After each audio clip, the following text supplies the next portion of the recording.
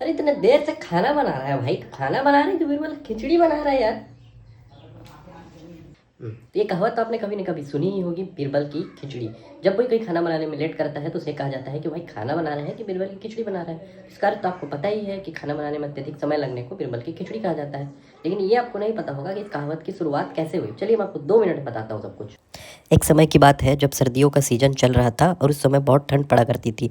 तब अकबर ने अपने दरबार में ऐलान किया कि जो भी इस ठंडे पानी में झील में रात भर रहेगा उसे इनाम दिया जाएगा। एक घोषणा सुन करके एक गरीब आदमी ने इस शर्त को स्वीकार कर लिया और रात भर वो ठंडे पानी में रहने के लिए तैयार हो गया। रात भर ठंड में रहने के बाद जब वह आदमी दरबार में वापस आया, तब एक दरबारी ने कहा कि यह आदमी धोखेबाज है, इसने हमें धोखा दिया है। यह आदमी नदी के किनारे रखे हुए दिए को देख रहा था और उससे गर्मी ले रहा था, नहीं तो यह आदमी रात भर रह ही नहीं पाता। अकबर ने इनाम देने से मना कर दिया। फिर गरीब व्यक्ति दुखी होकर बीरबल के पास गया और बीरबल को अपनी कथा सुनाई।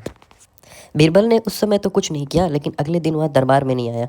अकबर द्वारा पूछे जाने पर उसने जवाब दिया कि वह खिचड़ी बना रहा है, खिचड़ी बनने के बाद वह जल्द ही दरबार में आ जाएगा।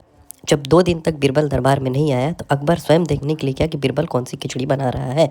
अकबर ने जाकर जब देखा तो बीरबल ने मटके को बहुत ही ऊंची लकड़ी में टांग दिया था और नीचे बहुत ही थोड़ी सी आग जल रही थी। अकबर ने आश्चर्यचकित होकर के पूछा कि आग इतनी दूर रखी हुई है, उसमें खिचड़ी कैसे पकेगी, आग की गर्मी वहाँ तक आखिर पहुँचेगी कैसे। तब बीरबल ने कहा, बिल्कुल वैसे ही पहुँचेगी जनाब, जैसे कि रात को उस दिए की गर्मी उस व्यक्ति तक पहुँच रही थी। अकबर समझ गया था कि उसने क्या गलती की है। उसने तुरंत उस गरीब आदमी को दरबार में बुलाया और उसे उसका इनाम दिया।